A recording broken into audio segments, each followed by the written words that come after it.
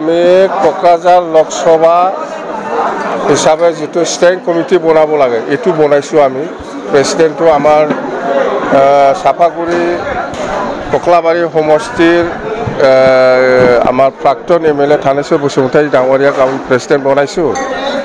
আৰু বছাইগাঁও জিলাৰ পৰা আমাৰ ৰিটায়াৰ্ড এছপি প্ৰদীপ কুমাৰ ব্ৰহ্মক আমি সেক্ৰেটাৰী বনাইছো আৰু ভাইস চেয়াৰম্যান আছে সেক্ৰেটাৰি আছে এনেকুৱা লৈ 30 জনীয়া আমি 30 জনীয়া কমিটি বনাইছো আমি ষ্টেণ্ডিং কমিটি বাস এইখিনি কথা বেলেগ নাই এটো আমি ফাইনাল কৰিব পৰা নাই বৰপেটা লোকসভা গুৱাহাটী লোকসভা আৰু শোণিতপুৰ লোকসভা হেতু আমি ফাইনাল কৰিব পৰা নাই